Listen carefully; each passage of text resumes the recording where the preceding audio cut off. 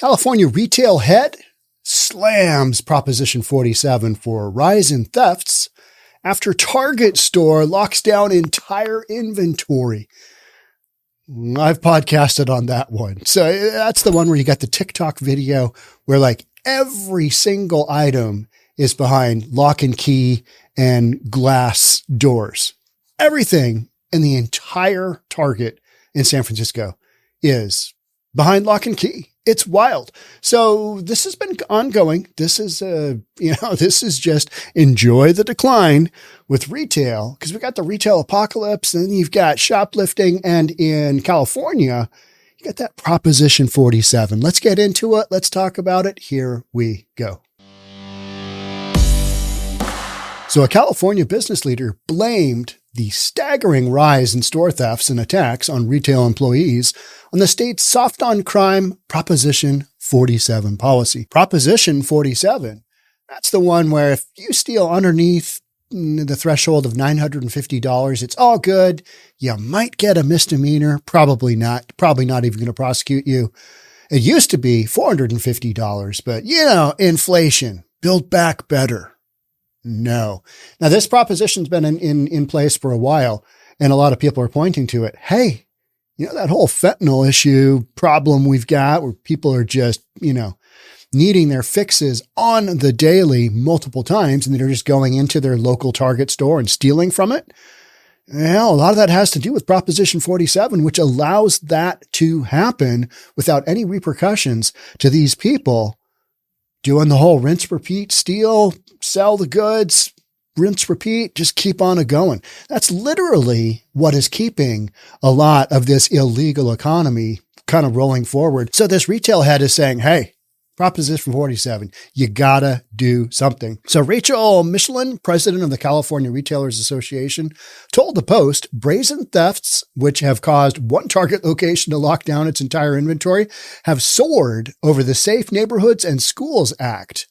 They've gotten way worse. So Safe Neighborhoods and Schools Act was Proposition 47. The neighborhoods are not safe, and the schools are not safe either. It's kind of like the whole harm prevention thing. Lots of harm, no prevention. Where did we think this was going to go? All right. You increase the threshold for theft. Criminals are going to run with that. They're going to say, oh, they're not dumb. They're immoral. They do illegal acts, but they're not necessarily dumb. You know what I mean? As far as base policy goes. Some of you might argue with me, but Proposition 47 just basically gave criminals, shoplifters, the ability to shoplift with impunity, right? So go in, steal stuff, come out, sell it at your local corner, open air drug market, and it's all good. It's all good. So the act known as Proposition 47 downgraded crimes like theft of goods under 950 from felonies to misdemeanors. And if it's a misdemeanor, and your city's had police defunded, you don't have a lot of resources as far as that goes.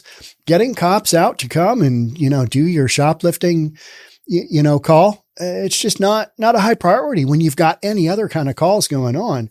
And so while we've got this retail apocalypse going on and everything else, to do with shopping and shoplifting and crime, it's just taken a massive toll on stores.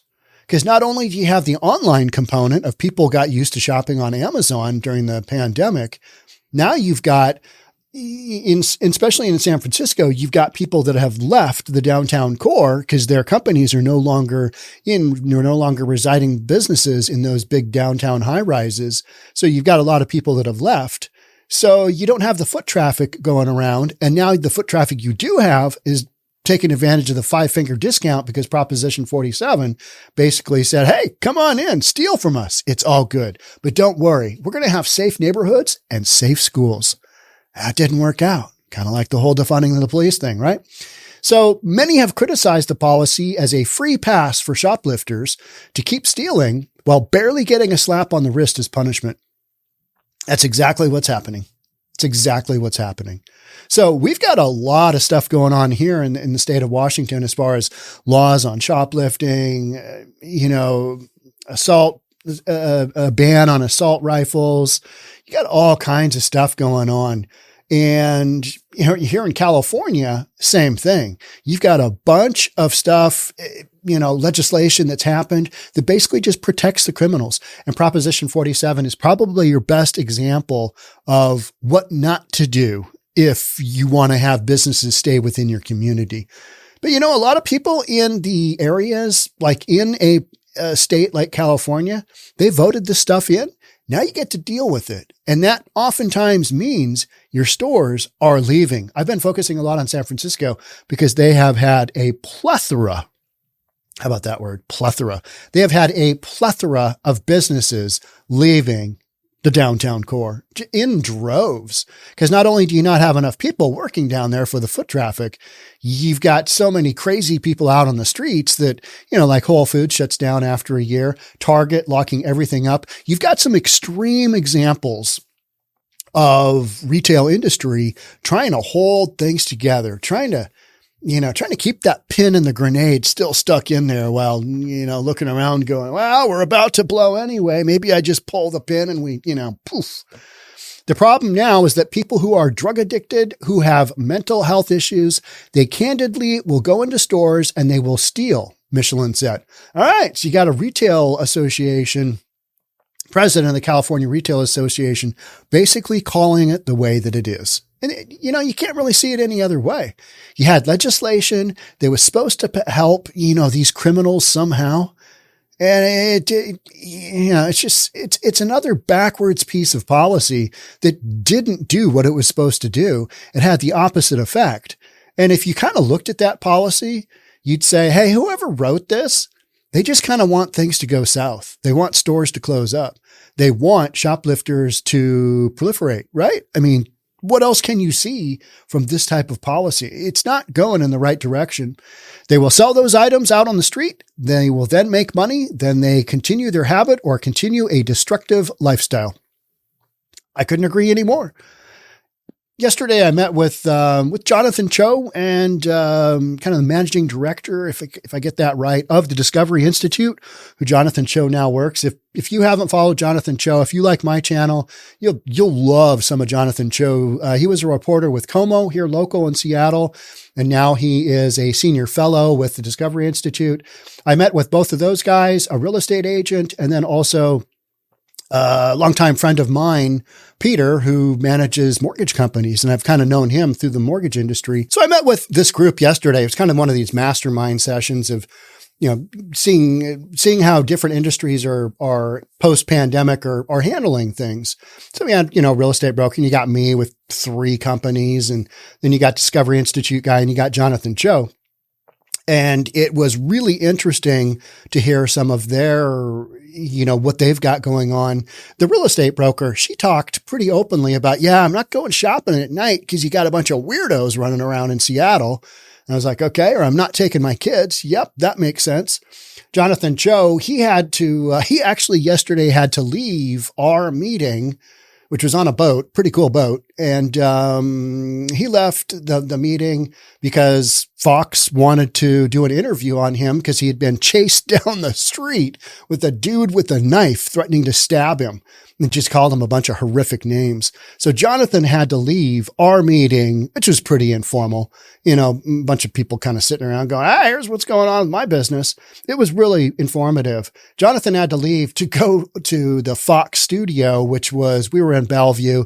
He had to go over to Seattle and record at Fox Studios, his experience. And I think also, and it was on the Tucker Carlson show, what is now formerly known as the Tucker Carlson show. So we sat on the boat and after an hour or so and Jonathan had left, he pops up on the TVs doing his story about being chased. And, this kind of stuff, you've got people continuing a destructive lifestyle, running around, stealing. These are the guys doing it.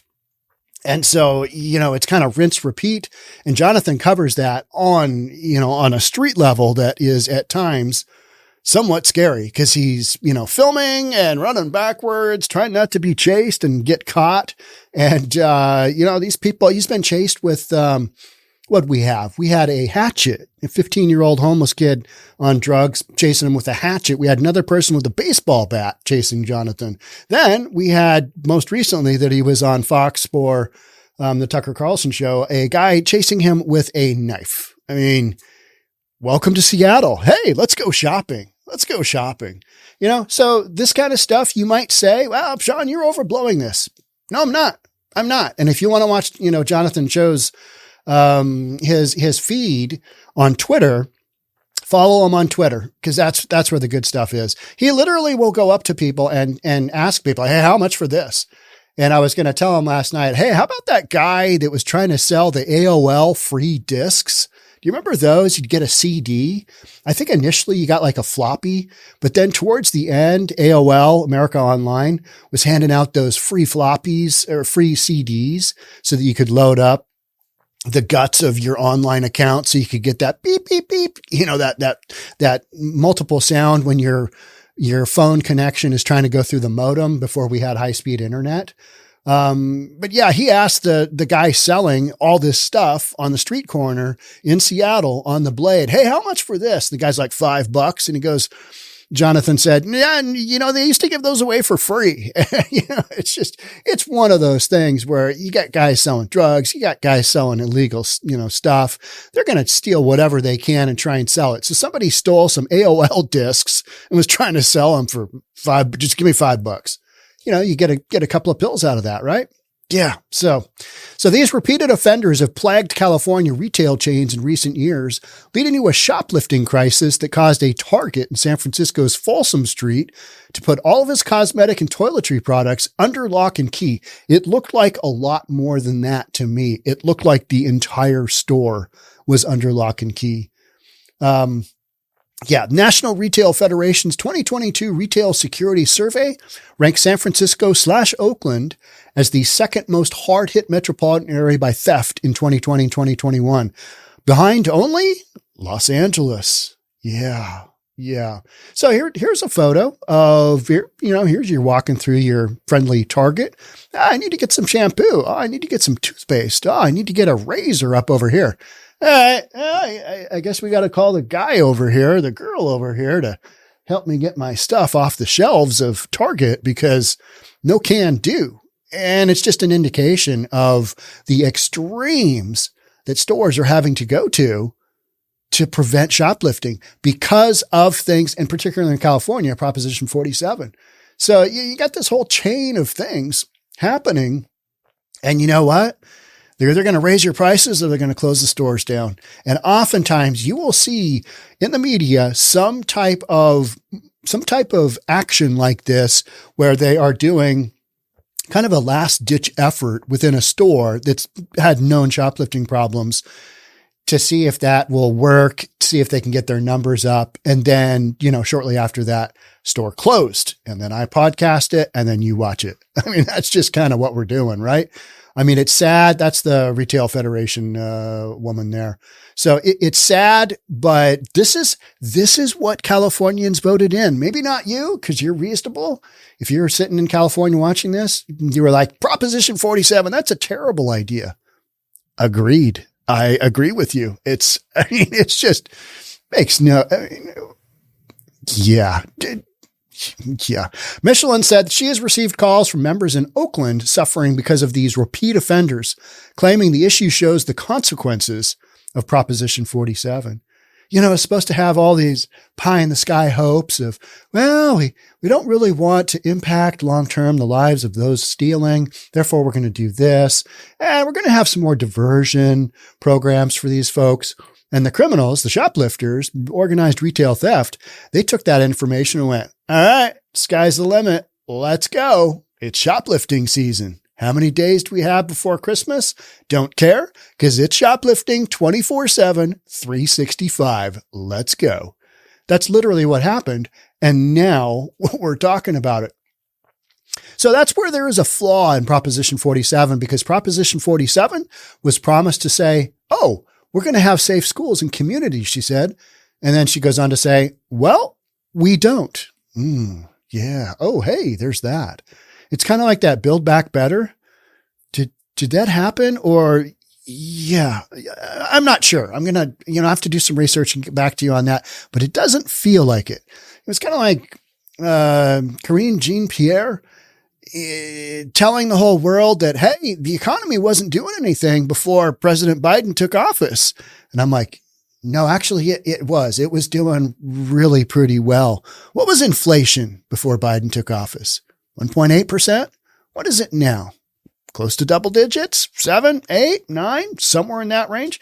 That's more than under 2%. Just saying, what was our GDP? What did that look like? There's so many different things. What were mortgage interest rates before President Biden took office? You can't blame all of that on him, but you can blame a lot, right? So when they make changes, particularly to the retail theft, they open this huge loophole where there are zero consequences for the behavior because I'm not going to be held accountable for going in and stealing. And that's what you are seeing en masse. And then now we're at that point where, like folks in Chicago are like, I can't imagine why Walmart's pulling out. They invested millions and millions of dollars in our community. And now they're saying after 17 years, they're not making a profit. So they're pulling out. This isn't right. It's like, well, that's what happens. Businesses have that little thing called profit. And if they don't, it's not going to happen, right? And so they're pulling out stores. They pulled out half of all the Walmart stores in Illinois. Michelin added the state keeps pouring money into housing and programs to help homeless people. But many drug addicts don't want to enroll in them and follow rules and guidelines or straighten themselves out. This is a head of a retail organization just calling it the way it is. Can't Miss Michelin, Mrs. Michelin, however we do that now, can't agree with you more. I totally agreed. I mean, this is calling it out, but this is also kind of just calling out the absolute obvious, right? One store suffering repeatedly is the Apple store in Palo Alto, where a pair of thieves made off with $35,000 worth of product in a brazen daylight robbery in front of startled customers. Yeah, I had a startling customer experience at my local Home Depot in Bellevue. Guy pushing a cart out. I've talked about that before. It was startling. I look at my girlfriend and go, what are we doing? I mean, this guy's right here with the cart. Now, I don't want to get involved. I'm just there to get like fertilizer or some damn thing, right? For the garden.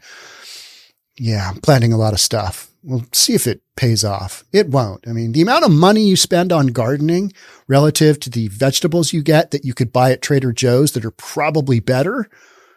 Yeah, that's a push, right? I'm always a business guy analyzing, does this make sense? No, it doesn't, but it's also very therapeutic to, get dirt underneath your fingernails, I guess. I mean, I'm just working my way into it, right? So video shows the duo yanking multiple iPhones and laptops from display tables during Black Friday with no store employees trying to stop the thieves. Not worth it, right? Not worth it. Dude in Home Depot, where was that? California? Was it San Francisco? 25-year-old kid got shot and had his life ended. Guy was going to be married this coming summer. It ain't worth it. I mean, you got people running around with guns, and you're in a store employee going down that road. How much are you getting paid an hour? $25, $20? You're going to take somebody on over them shoplifting? Nah, you got to change out legislation like this Proposition 47. But again, this is what California wanted. You get what you pay for, right? This is what you voted in. So you also just got to kind of deal with it. But for these retail stores, they are getting hammered. And you might come back with, well, they've got a lot of profits. Well, yeah, but they're also closing up stores in the communities that can least afford to have them closed up. You get what you pay for, and it's going to be tough to explain to those folks. This is what happened. This is the reaction. You're going to have to deal with it. You're going to have to pay. And people are like, why us? Well, you stole too much from your community Walmart, or you have too many people walking around on the streets out in front and there's not enough foot traffic because nobody's working in downtown. You got a lot of that going on as well. So the same Apple store was robbed twice within 24 hours in 2018 when robbers made off with $100,000 in merchandise. And in 2016, burglars smashed a rented car through the store's front and made off with thousands of dollars worth of Apple goods. We never used to have this kind of thing. If you had one of these instances, like somewhere in the country, it would have been front page news, right? You remember that? Maybe you do, maybe you don't. But, I talk a lot about people with perception of what's going on. And I think the older folks, I put myself in that category. I'm damn near getting close to getting that AARP discount, right? Or do I get that already? I'm 54. I don't really know.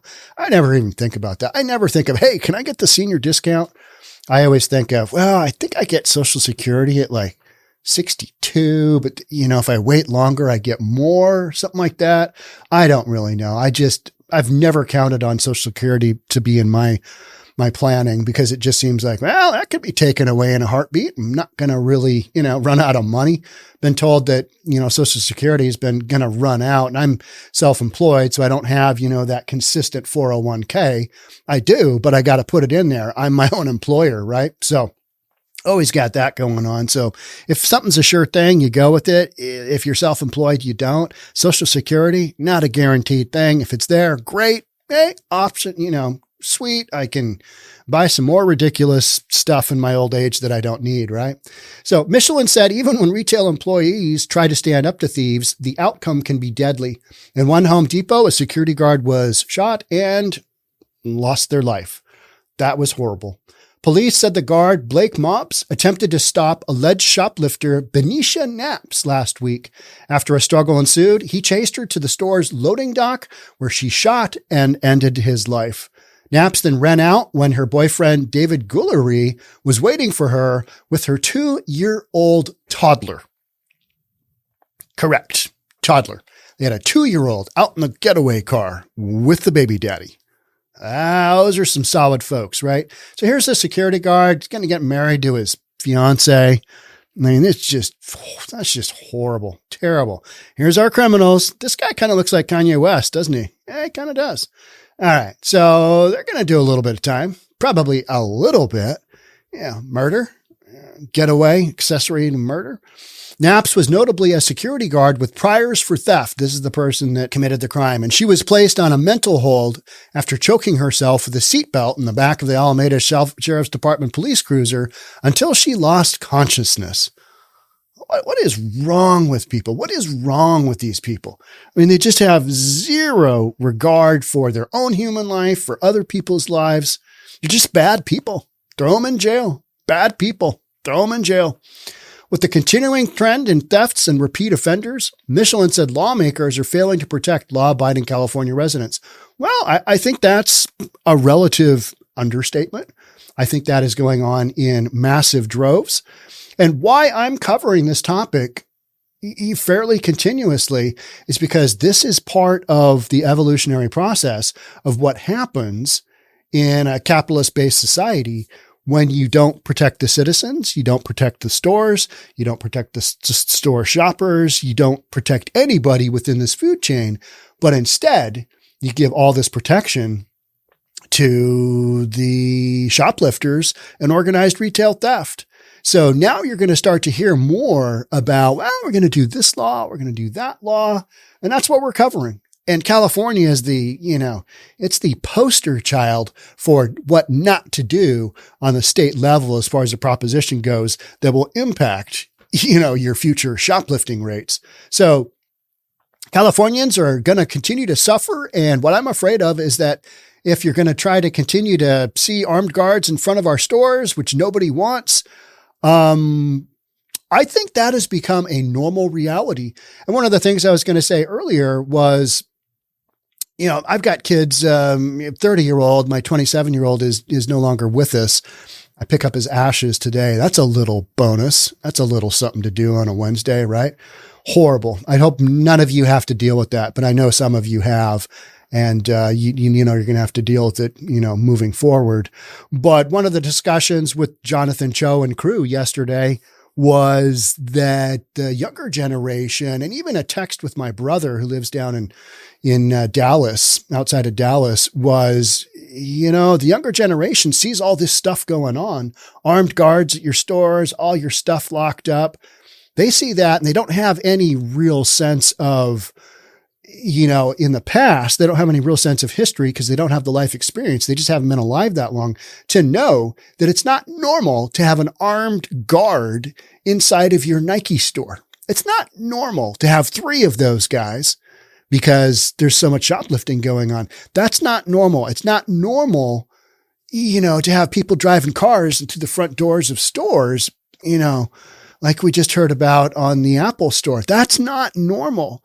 And yet, I think the younger generation, starting with the millennials, they kind of believe that this is pretty normal. This is normal stuff.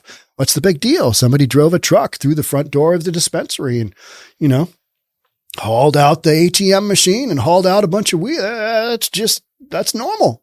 It's not. And this stuff that we're seeing here, it's not. And that's why we're covering it on News for Reasonable People, because this isn't reasonable news. This is crazy. This is nonsense. And unfortunately, I think there are folks in California who are more interested in protecting the people committing the crimes than the law-abiding citizens of our state. Yep. But unfortunately, California, this is what you voted in. This is what you went with. You said, all right, it's what we want to do. Safe schools, safe communities, safe whatever. Harm prevention, all harm, no prevention. Build back better. How about the Inflation Reduction Act? What was that all about? That had nothing to do with, reducing inflation. You looked at that and went, I don't see the connection here. That's a no-go. You're just throwing out words like safe community with Proposition 47 that should have said safe shoplifting. Hey, safe shoplifting, 24/7, 365. Go for it. Green light. It's all yours. Have at it. Lawmakers are currently debating a bill that would hold repeat offenders of organized retail theft more accountable, as well as create a diversion program to help stop the cycle of robberies. You got to start throwing some people's asses in jail. I'm sorry. You just do. You got to crack down on a, wide variety of criminal activity going on out there. You're going to have to start somewhere. And unfortunately, I don't think the robberies and I don't think the retail theft we're not there yet. There's not enough of an outrage yet to move the needle. And so expect to see more of this and expect to see more even in your store where you didn't normally have this kind of thing going on. It's hitting everywhere. It's literally hitting everywhere. And some communities, obviously way more, San Francisco being one, way more, Portland being another, LA being another, that's hitting those communities way more because they've got policy in place that just allows this to happen. And in Portland's case, they don't have enough police and they've got a whole mess of issues going on. And you've got stores leaving left and right. Union Square shopping. I've been covering, and that's in San Francisco. Is it Union Square, Union Center? They've had, I think one of my upcoming podcasts, they've had 17 businesses closed down in the last 3 years. Ain't coming back. And it's because it's California. It's close to the Tenderloin. It's just a terrible, terrible environment to try and run a business, let alone a retail shopping business, right? So you've got just all kinds of stores that are literally in the process right now of closing down. And this California Target is kind of the really good example of, all right, let's do a last ditch yet. Let's not shut the store down yet, but let's try this new thing where we basically just, security off with clear glass, plexiglass, I'm sure it is. Is it bulletproof? Can you smash it and get through it? I don't know. We're going to find out though, guaranteed, right? So you've got a Target that is going to such an extreme where they're just literally locking everything down. I mean, how many more store personnel are you going to have to try and help people get their stuff? What's that going to look like? Because the Targets I go to, there's always a line. I only really go to one Target. I do not enjoy Target. I'm sorry, ladies. Target is not for me. It's just a bunch of stuff I don't need. And I've said it before. I'll get a couple of groceries there if I'm there and I'm being forced to go there for whatever reason. But you're going to see more Targets close because of this kind of stuff. And that last ditch effort, expect to see a podcast not too long from me on this very San Francisco Target store. Because like I said, before they close down, they limit the store hours. They bring in more security guards. They'll throw in some kind of security type effort. They'll do the old college try. Well, we tried locking stuff down, but unfortunately that way they can say to the community, hey, you guys screwed us. You guys were stealing all our stuff. Oh, by the way, state of California, you're screwing us with the Proposition 47. This is all, we're just taking it here. So we're going to close this store down. So expect to see that podcast, I believe, in not too long.